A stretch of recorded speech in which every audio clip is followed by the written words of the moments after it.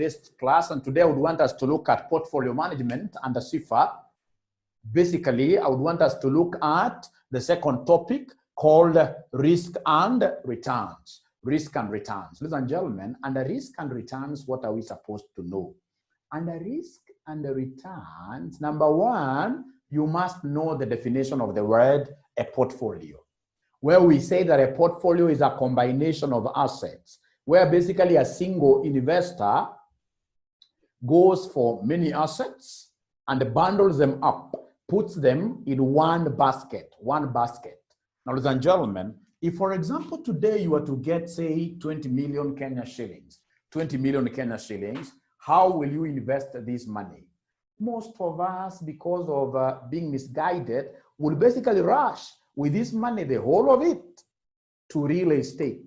And once you put this money, all of it, to the real estate, you put up a big apartment, and then automatically you'll get like the county government telling you that this great apartment of yours, you have built it on a riparian land that doesn't belong to you. And then automatically you'll see those people coming with those tractors, wanting to do what? To demolish everything. Now, trust you me, when you see your 20 million, all of it once going to the drains, chances are you will become mad. You'll become crazy. And the biggest mistake that you did was to go against our old adage that you're never supposed to put all your eggs in one basket. These are your eggs. How do you put it in just one venture? No. You're supposed to split these. Have some of this money here buying shares, some of this money buying land, some other money, in this case, even buying a finished apartment. Some money, ladies and gentlemen, if possible, you can even have a bus, a matatu, etc. So, ladies and gentlemen, the concept is that we are spreading it out. And we are spreading it out basically to minimize what here? Risk, what we call business risk. So when we make reference to business risk, you're supposed to remember that business risk basically refers to fluctuations of a company's earnings out of its investments. You will get, for example, your investments this year giving you like 10 million Kenya shillings. Next year, they give you 20 million Kenya shillings. Another year, for example, you even make losses. So in this case here, that one makes the risk of the project to be very high. Whenever you have returns arising out of an investment fluctuating often, then that will be regarded to us a very risky venture. Back home here, that is where they normally tell us that matatu business is very risky. Why? Because at times you get a lot of money. You even wonder how come these people have been able to give me this money. At times in this case here, you get nothing. At times you even make losses because you'll be called upon to go and pick your matatu perhaps in a police station where you'll be required in this case here to make some payments over there, ladies and gentlemen. So quite risky. But when you go to, for example, investing in a government bond, in government bonds, what do you know about government bonds? Ladies and gentlemen, government bonds will always attract what we call fixed coupon interest rates. So the rate of return is fixed. So year one, you're getting 10 million. Year two, you're getting 10 million, perhaps year three, 10 million, etc. However, with the fixed returns, meaning that we don't have any risk, returns are fixed, don't have any risk, you'll automatically realize that the risk-free rate of return is low. The risk-free rate of return is what here? Is low. The risk-free rate of return is low. So generally, the higher the risk, the higher the returns. The higher the risk, the higher the returns. General principle of finance. The higher the risk, the higher the returns. Most importantly for this lesson, you're supposed to know that business risk has two components. Business risk has got two components, full colon. We have what we call the systematic risk. And then number two, we have the unsystematic risk. Unsystematic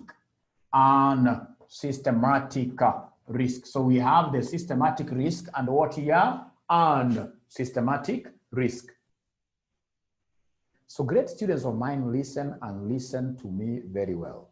Whenever you have your examiner asking you to differentiate between the two, between the two types of risks, listen here. You're supposed to draw a diagram. Draw a diagram like this. Draw a diagram like that. And the moment you draw a diagram, ladies and gentlemen, like this, the moment you draw a diagram like this, down here, we'll be talking of the systematic risk, the one that is uniformly distributed in the industry, uniformly distributed in the industry. And then here, we'll be talking of what we call unsystematic risk, the one that reduces as our portfolio. This is portfolio size, capturing the number of investments, portfolio size capturing the number of investments. So of course we have this being the business risk. This is the business risk. So as business, or rather as the portfolio size grows, we'll have risk reducing. The risk that reduces as we spread out our investments, ladies and gentlemen, is what we call unsystematic risk. So unsystematic risk is that risk which is company specific. It affects specific companies. It affects specific companies.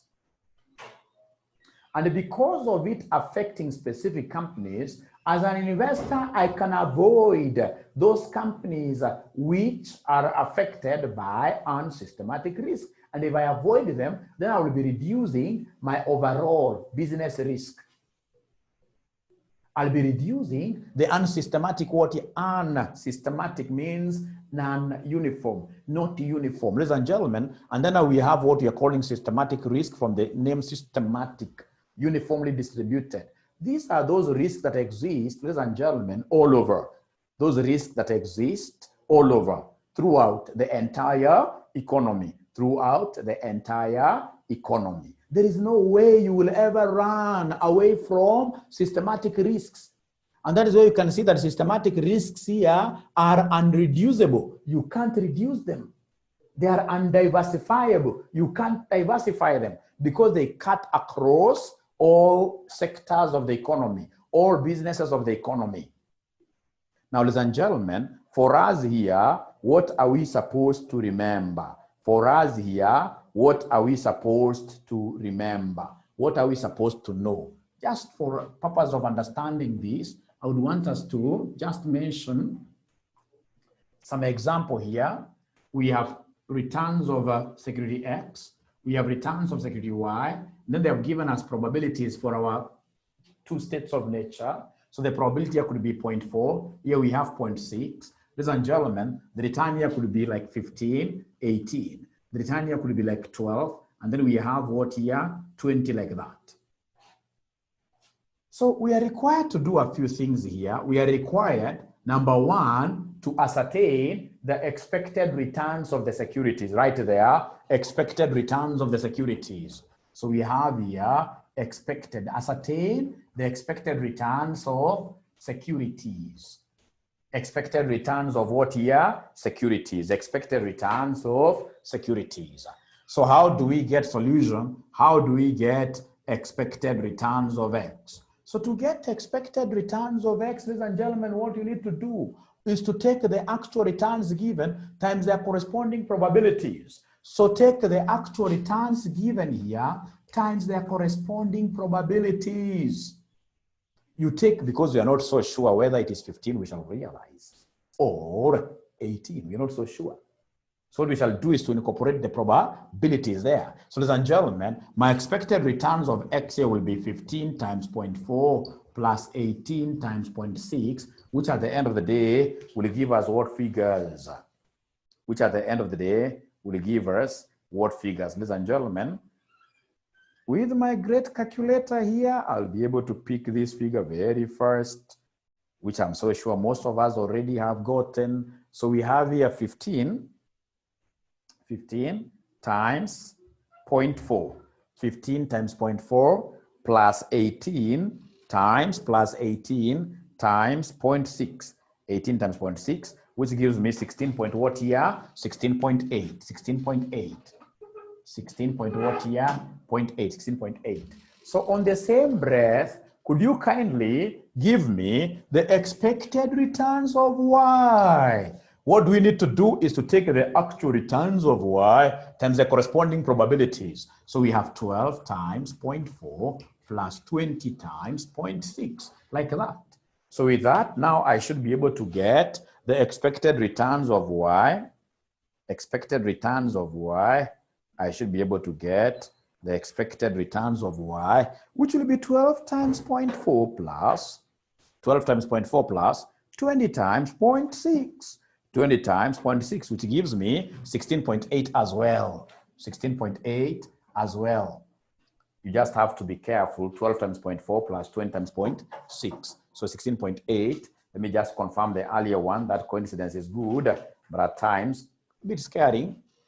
So we have 15 times 0.4. 15 times 0.4 plus 18 times 0.6, which at the end of the day will give us 16.8. Great. So having gotten these expected returns, the next thing that I would want you to do is to give us the standard deviations of the securities. So come and give us the standard deviations of the securities. Give us the standard deviations of the securities. So number 2, I want you to ascertain the standard deviations of the securities. So standard deviation of X. Standard deviation of X, ladies and gentlemen, is quite an easy thing. Deviation means subtraction. We are subtracting 2 returns, actual returns vis-a-vis our average returns. So we have here our standard deviation of X will be equal to actual returns of X minus expected returns of X, like that. So Rx minus ERX. Ladies and gentlemen, with this, now what I need to do is to come and square them. Because remember, by just definition, standard deviation has got a squared because it's root mean square. So the deviations, this is a special thing. The deviations must be squared. And of course, after you do that, you must come and incorporate the probabilities, the risk factors. Now, these deviations are many, so you have to sum them. And of course, it cannot be called a standard deviation if it doesn't have what? A square root. If it doesn't have a square root. Now, with this in mind, I would want us to calculate the standard deviation of X first. So then what do we have here? I will come and pick the actual returns of X, 15 and 18. Minus expected returns that we got. Expected returns of X, we have 16.8, 16.8. Ladies and gentlemen, from there, what I'll do, I'll come and square times the probability. The probabilities, I already have them here. We have 0.4, we have 0.6. So please come and give us figures. Give us figures. Give us figures here. Give us figures here. Give us figures. Please don't get square root first. Square root will come after you have summed, after summation. So what do we have here? I have my brackets, 15 minus 16.8 minus 16.8, close, close. And then we have squared times 0.4. What figure are we able to get? 1.296. So I have here 1.296. 1.296. Go to the second one. The second one, ladies and gentlemen, what do we have here? I can see 18. So we have 18 minus 16.8 minus 16.8 equals, and then we square these, times 0.6, which, ladies and gentlemen, will give us 0.864. So we have here 0.864. 0.864. Now please come and add the 2. So you add the 2, so plus, add the 2. So we have here plus 1.29, 1.296, give us a figure which gives us 2.16. This 2.16 is your total variance. Is your total variance. And remember, for you to get the standard deviation with symbols like this, you need to come and give us the square root of this. So please give us the square root of 2.16. So we have here square root of 2.16. So square root of 2.16, I can see 1.47. 1.47.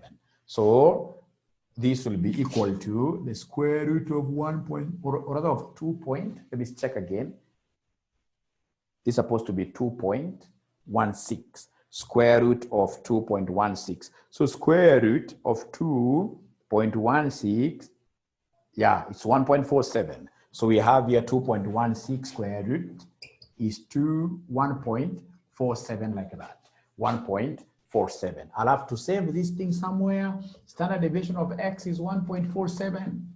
Now, using the same style, ladies and gentlemen, I would expect you guys to go ahead and give us the standard deviation of y.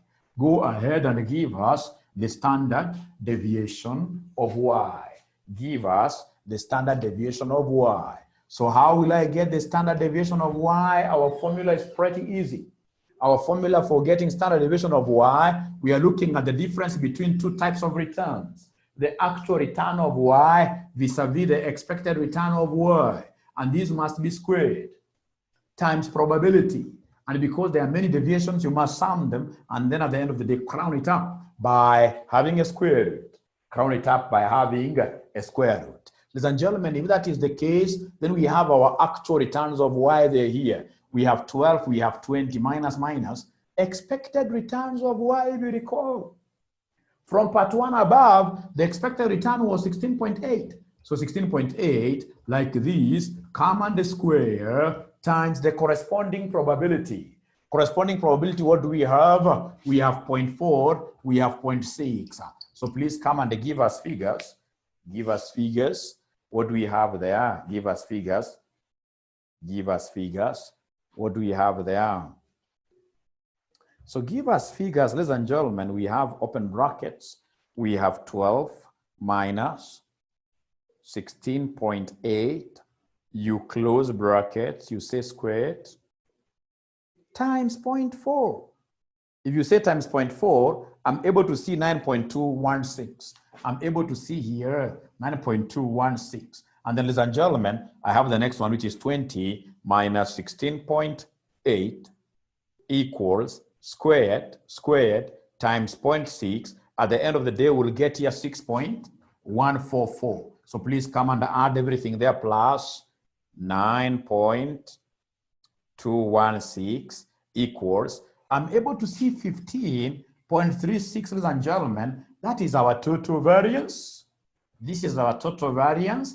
And once you have the total variance, now what you need to do is to give us the square root of that to ascertain the standard deviation. So come and give us the square root of this. So square root of 15.36. What figure are we able to see here, ladies and gentlemen? So this will be the square root of 15.36, which gives us a standard deviation of y of 3.92. So standard deviation of y is 3.92. Standard deviation of y is 3.92. 3.92. Now, ladies and gentlemen, the moment I have those two standard deviations, I would want us to go to the next concept. I would want us to go to the next concept now here. This next concept is an easy one. This next concept is an easy one. I would want you great students of ours to look at this third scenario where we have J. Aura has bought 30% of security X and 70% of Y. 30% of security X and 70% of Y. So in short, J. Aura has formed a portfolio. Because a portfolio is a combination of investments. So you are required here, number one, ladies and gentlemen, or A, to ascertain the expected returns of the portfolio. The expected returns of the portfolio. Expected returns of the portfolio with those weights. And then B, ladies and gentlemen, they want us again to ascertain the standard deviation of what here? The portfolio. You ascertain the standard deviation of the portfolio. The standard deviation of the portfolio. Let us first of all handle these. Ladies and gentlemen, for us to handle these, we need to come here and write for them the formula of getting expected return of a portfolio. To get expected return of our portfolio here, I have to use what we call the weighted average concept. The weighted average concept. So under weighted average concept, you will take the weight of X, expected return of X, plus weight of Y, expected return of Y. Weight of X, expected return of X, because you know I consumed something small from X. As well, I consume something small from Y. So this W stands for the weights. W are the investment proportions. So we have here weight of X will be 0.3 because I bought 30% of X. So weight of X will be 0.3, and then we have weight of Y being 0. What? Somebody there, 7. Ladies and gentlemen, if that is the case, you should be able to give me the expected return of the portfolio through some proper substitution. So come and substitute here. So we have weight of X is 0.3. Don't forget that the expected return of X, which was equal to expected return of Y, was 16.8. So times 16.8% plus 0.7 times 16.8%, you can decide to disregard the percentages. You can disregard them. So when you multiply like that at the end of the day, ladies and gentlemen, you will end up getting 16.8 what year percent as the expected return of the portfolio. It will be the same. I expect that because the two securities are promising the same level of returns. If you try using your calculator, you will end up getting that. And then now we can embark on part 2 of this question. Part 2 of this question wants us to give them the standard deviation of the portfolio. Standard deviation of the portfolio. Ladies and gentlemen, I can't get standard deviation of the portfolio without getting the covariance. So first of all, give me the covariance of the portfolio. The covariance between the securities of the portfolio. So give me the covariance of X and Y. Give me the covariance of X and Y. So covariance of X and Y, what do I have? First of all, the meaning of the word covariance. Covariance is a shared variance. Covariance is the shared variance. Covariance is the shared variance. Ladies and gentlemen, this covariance between the two securities here, how will I be able to get the covariance between these two securities? It's quite easy. What I need to do is to work with the deviation of X, multiply by the deviation of Y times the probability. Division of X multiplied by deviation of Y times the probability. So please write this in full. This is deviation of X multiplied by deviation of Y times probability. Ladies and gentlemen, what is our deviation of X? How do we get this deviation of X? It's very easy. You will take the actual returns of X minus the expected returns of X, because it's deviation of the actual returns from the expected returns. So returns of X minus expected returns of X into the deviations of Y. So deviations of Y, what do we have here? We have RY minus expected returns of Y times the probabilities, like that. Ladies and gentlemen, at the end of the day, of course, you must sum them. You must sum this. So come right away here and pick the actual returns. The actual returns of X, I have them here. We have 1518 minus expected returns. We have obtained them up there. Expected return here was 16.8, 16.8, 16.8, 16.8. Remember, expected return doesn't keep on fluctuating. So come and pick the actual returns of Y. The actual returns of Y, we have 12, we have 20, minus. Expected returns of Y. Expected returns of Y, we found that in part 1 of this question. The expected return of Y was 16.8 as well. 16.8 like that. Times the probabilities. Times the probabilities that we have here, which are 0.4 and what here, somebody 0.6. 0.4 and 0.6. 0.4 and 0.6 like that. Ladies and gentlemen, with this, now I should be able to get the covariance very easily. Very easily. So the first figure, which by the way, I ought to have written here, but for lack of space, I would want to transfer this here. For lack of space, I would want to transfer the figure there. I'll come and pick my calculator. Pick it nicely. I have here my brackets. So open brackets, my friends. So we have 15 minus 16.8. 16.8 close brackets there. Say times, because in between here we have times. Open another bracket, ladies and gentlemen. We have 12. 12 minus 16.8. you close times 0.4, which at the end of the day will give me 3.456. So this will give me 3.456. 3.456. Come and pick the second one there. The second one, what do we have, ladies and gentlemen? We have open brackets. So open brackets here, we have 18 minus 16.8. Close brackets times. Open another bracket, ladies and gentlemen, here we have 20 minus 16.8.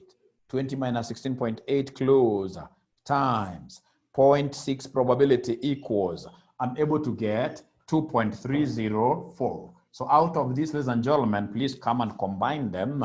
Once you combine them, so plus, we have 3.456 equals, which gives me 5.76. This 5.76 is what we call the covariance between those two parameters. The covariance between those two parameters. Now, the first thing, whenever these examiners tell you to ascertain the standard deviation, which is a measure of risk, the standard deviation of the portfolio, the first thing that you need to do is to give us that covariance, that association between these two securities. And once you have that association between those two securities, ladies and gentlemen, then getting the standard deviation will be a walk in the park. So this will be a walk in the park. What do I mean, ladies and gentlemen? To come and get standard deviation of the portfolio, ladies and gentlemen, this is how I will do it. Remember, it is standard deviation of a portfolio which is a combination of assets.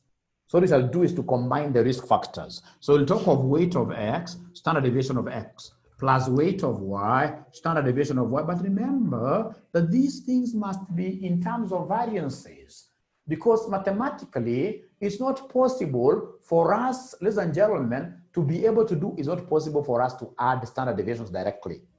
So you square everything there. And then we'll come and talk over plus twice the covariance between X and Y.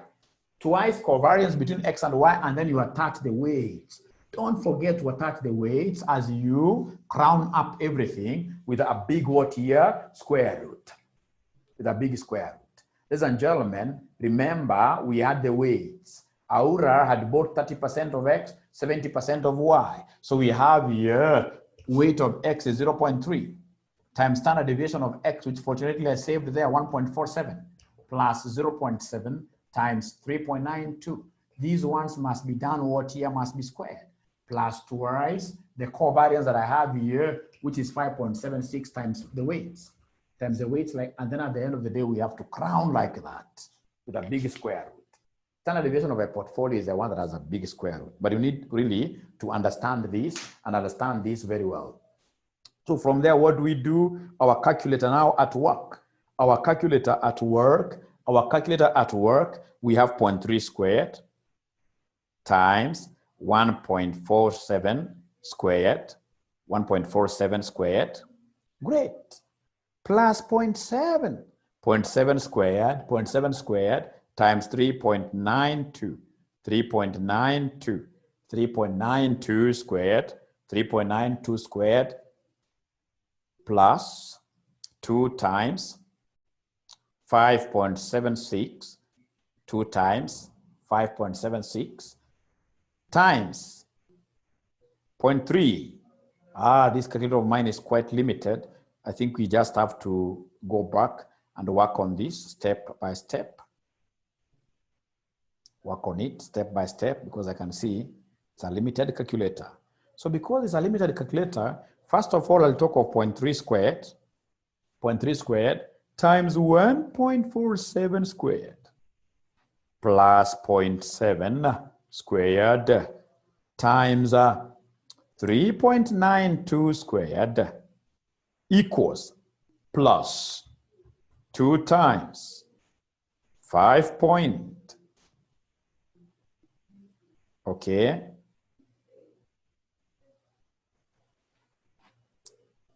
that's a problem, but we shall overcome.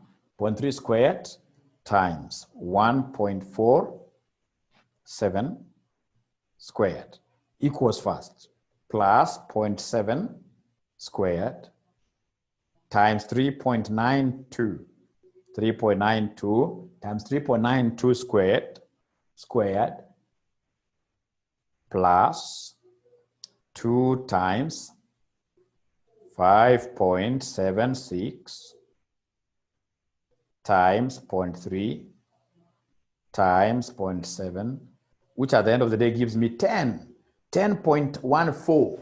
So that is what we call the variance. So the variance is 10 point. So the variance of the portfolio, is 10.14. And therefore, the standard deviation of the portfolio will be the square root of this 10.14 like that, which will end up giving us 3.18 like that. 3.18.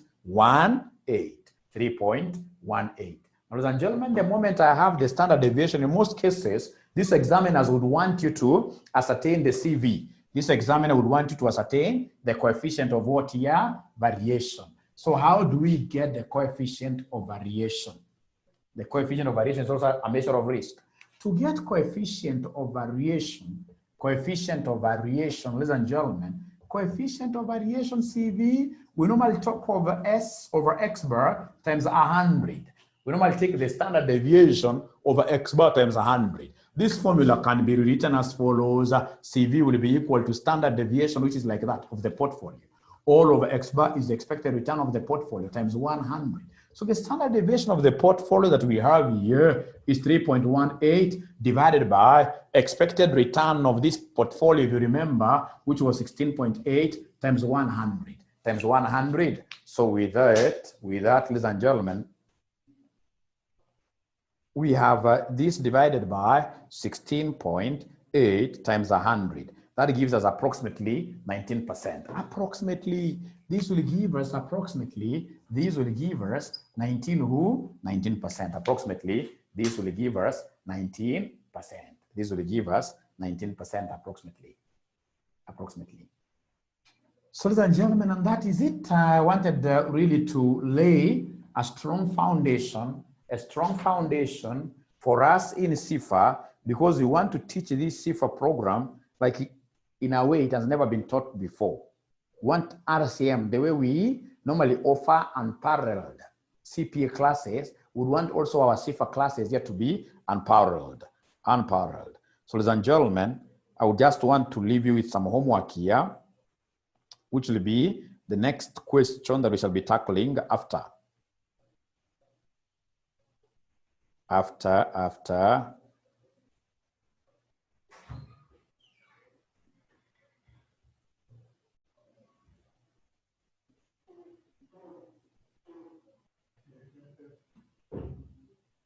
The next question that we shall be tackling in our next class, ladies and gentlemen, I would want you to appreciate it in advance.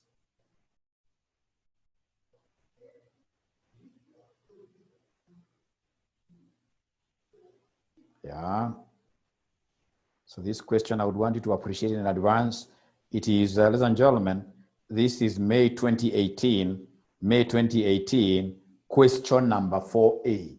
May 2018, question number 4A. May 2018, question number 4A is the homework that I will leave you with. 2018, question number 4A, especially on this concept of funding ratio and then how to calculate risks and expected returns of a pension plan. Otherwise, thank you very much. Please, as you are doing this particular course, don't forget that CIFA has to be underpinned by stronger financial analysis skills through Excel.